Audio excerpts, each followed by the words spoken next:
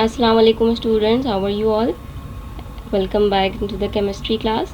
Today we have lecture number 6 and we are continuing our last week chapter, that is chemical combination. Alright, in the previous week topic we have discussed the laws of chemical combination, and today we have to study types of chemical reactions and the method of balancing equations, right? So what are types of chemical reactions? It is basically in how many ways the chemical changes can occur. जो भी reactions में जो भी chemical changes produce हो रहे हैं या जो products हमारे पास obtain हो रहे हैं वो किन किन ways में obtain हो सकते हैं. This is known as the type. ठीक. So let's start with it. In the first case you can see we have two different objects. ठीक. And these objects are combining and giving the single compound. ठीक है, तो यानी यहाँ पे एक combination हो रहा है, ये दो डिफरेंट एलिमेंट्स की एडिशन परफॉर्म हो रही है. So this reaction is known as combination reaction, और we can say that addition reaction, right.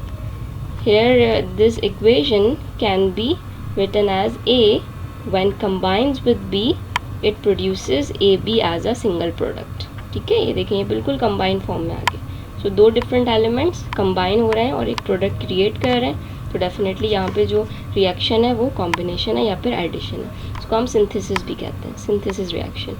The next one is decomposition. अच्छा, डीकम्पोजिशन में इसी प्रोसेस का रिवर्स प्रोसेस है कॉम्बिनेशन का. ठीक है, अब यहाँ पे जो एक सिंगल कंपाउंड है वो ब्रेक डाउन हो रहा है उस पर्टिकुलर एलिमेंट्स में जो जो उस कंपाउंड्स में इंक्लूड थे. ठीक है, जैसे यहाँ पे आप देखो कि एक स्क्वायर का शेप है और एक सर्किल का शेप है, तो यहाँ पे ये दोनों ब्रेक हो गए, स्क्वायर सेपरेट हो गया और सर्किल सेपरेट हो गया. So decomposition is basically the inverse of combination, right. And the meaning of decomposition is breaking. ठीक है, ये अपने डिफरेंट एलिमेंट्स में ब्रेक हो रहे हैं. सही. Here the whole compound is decompose to give the separate elements, and also this reaction takes place with the help of some energy.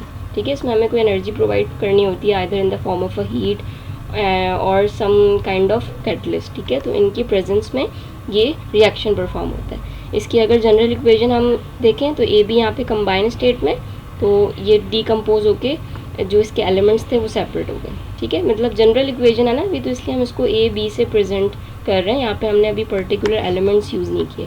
अभी जब हम क्वेश्चंस पे स्विच करेंगे तो आपके पास बिल्कुल कंपाउंड्स भी होंगे एक्चुअली और उसके एलिमेंट्स भी मौजूद होंगे. Okay, in the third case here is one element and one compound present at the reactant side. Students, you all know that the side before the reaction is known as reactant side and the side after the reaction is known as the product side, right. So here we have one compound and one element. ठीक है, compound means कि वो किसी न किसी element से मिलके भी बना हुआ है. अच्छा, अब रिएक्शन परफॉर्म होने के बाद हुआ क्या कि जो एलिमेंट सिंगल फॉर्म में था ना वो अब कंपाउंड स्टेट में आ गया, और जो एलिमेंट कंपाउंड स्टेट में थे उनमें से कोई एक सेपरेट हो गया. तो यहाँ पे बेसिकली हुआ क्या, ये देखिएगा, जो ये पर्टिकुलर फिगर है इसने इस सर्किल को डिस्प्लेस किया, इसने इस सर्किल को यहाँ से रिमूव करके और ख़ुद जो है वो स्क्वायर के साथ अटैच हो गया. ठीक है, ये देखो, तो यहाँ पे बेसिकली इसकी डिस्प्लेसमेंट परफॉर्म हुई है, वो अपनी जगह से अपनी पोजीशन से हट गया और कोई दूसरा एलिमेंट उस पोजीशन पे प्लेस हो गया. So it is known as displacement. अच्छा, सिंगल डिस्प्लेसमेंट इसको इसलिए कह रहे हैं क्योंकि इसमें सिर्फ एक ही एलिमेंट अपनी पोजीशन को चेंज कर रहा है. So this reaction is known as single displacement reaction. Equation से अगर मैं आपको समझाऊं तो ए है सिंगल फॉर्म में है और बी सी प्रोडक्ट फॉर्म में.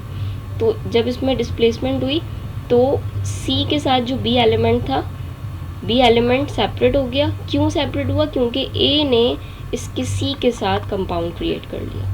तो ए ने बेसिकली बी को डिस्प्लेस किया. ठीक है, और ख़ुद जो है वो सी के साथ अटैच हो गया. So it is the process of single displacement in which the one element change its position. All right, now we have double displacement reaction. In double displacement the two elements change their position.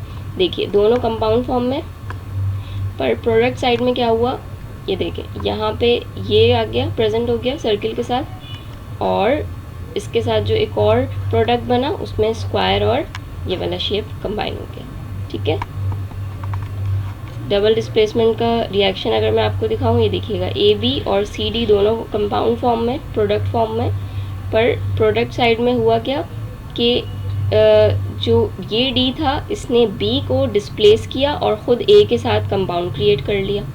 सही, same in the case of this C, इस C ने इस B को displace करके उसके साथ compound create कर लिया। ठीक है, तो यहाँ पे दोनों कंपाउंड के एलिमेंट्स अपने अपने पार्टनर्स को चेंज कर रहे हैं, so that's why it is known as double displacement reaction. Clear? The last case is known as combustion reaction. Okay, combustion means the release of heat or flame. मतलब इस तरह के हमारे पास कोई reactions हो जिसमें रिएक्शन परफॉर्म होने पर या तो हीट इंट्रोड्यूस हो रही है या फिर किसी किस्म का फ्लेम इंट्रोड्यूस हो रहा है। ठीक है, तो ऐसे रिएक्शंस को हम combustion reactions कहते हैं। Normally these reactions occur in the presence of a fuel. ठीक है, और वो जो फ्यूल्स होते हैं वो नॉर्मली हमारे हाइड्रोकार्बन कंपाउंड्स होते हैं। हाइड्रोकार्बन में उसमें हाइड्रोजन और कार्बन की प्रेजेंस होती है। तो हाइड्रोकार्बन कंपाउंड्स जब उनको फ्री ऑक्सीजन मिलता है, ठीक है, या जब भी वो ऑक्सीजन के साथ रिएक्ट करते हैं, तो ऐसे केस में वो हीट प्रोड्यूस करते हैं, और हीट प्रोड्यूस करने के साथ साथ कार्बन डाइऑक्साइड गैस भी प्रोड्यूस होती है और कुछ क्वांटिटी वाटर की भी प्रोड्यूस होती है। ठीक है, तो the type of reactions which releases any form of heat or flame is known as combustion reaction, and combustion reaction normally occurs in case of hydrocarbons. Clear?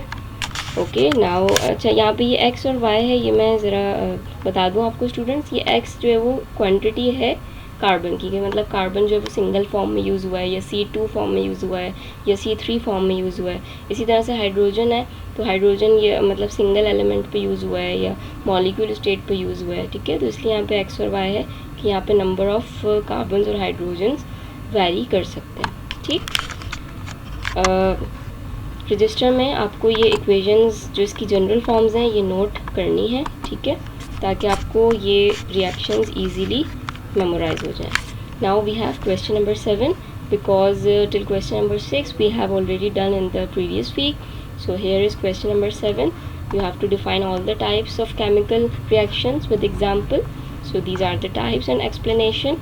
इसकी definition आएगी पहले, ठीक है, और फिर ये दो examples हैं। ठीक है, यहाँ पे ये देखिए दो different elements हैं और वो combine होके single compound create कर रहे हैं। तो यहाँ पे basically addition और combination हो रहा है। डिकम्पोजिशन में बेसिकली हमें क्या करना होता है, ब्रेकिंग करनी होती है। जो सिंगल कंपाउंड है वो डिफरेंट एलिमेंट्स में ब्रेक हो जाता है, तो ये क्या होता है, डिकम्पोजिशन पार्ट होता है।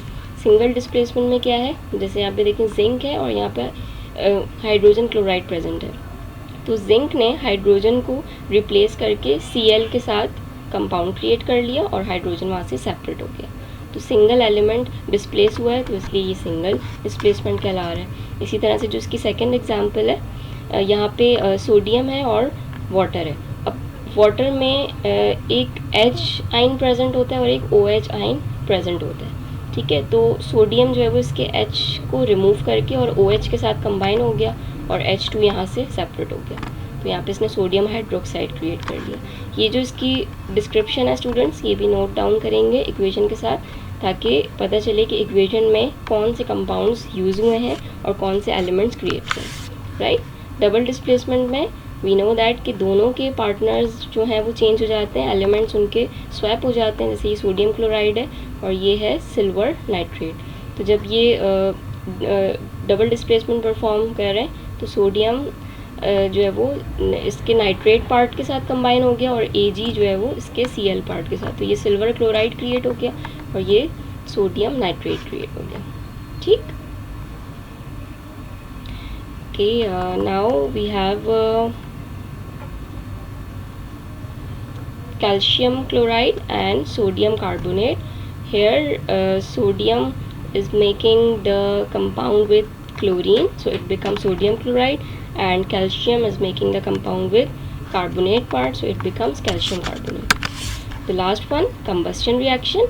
in which the substance react with either free oxygen or oxygen of the air। देखें जो हमारी नॉर्मल एयर होती है उसमें भी जो लार्ज अमाउंट है वो ऑक्सीजन एलिमेंट का प्रेजेंट है, ठीक है। तो जब वो मतलब एयर की भी ऑक्सीजन मिलती है कुछ कंपाउंड्स को, नॉर्मली हाइड्रोकार्बन्स को, तो वो ऐसे केस में या तो हीट प्रोड्यूस करते हैं या फिर फ्लेम प्रोड्यूस कर रहे होते हैं, तो यानी इसमें कंबस्शन रिएक्शन अगर हुआ है। एक है इसमें methane, CH4 is known as methane gas. ये जब ऑक्सीजन के साथ रिएक्ट करती है तो कार्बन डाइऑक्साइड रिलीज़ होती है, कुछ मॉइस्चर का अमाउंट प्रेजेंट होता है तो इसलिए हमने इसको वाटर बोला है, और यहाँ पे हीट रिलीज़ हुई है। इसी तरह से जब कार्बन और ऑक्सीजन आपस में रिएक्ट करते हैं तो ये भी एक कंबस्शन प्रोसेस है क्योंकि इसमें हीट रिलीज़ होती है। तो नॉर्मली जिन जिन प्रोसेसेस में हीट रिलीज़ होगी वो तमाम प्रोसेसेस कंबस्शन रिएक्शंस में आते हैं। Clear? Now we have balancing of chemical equations.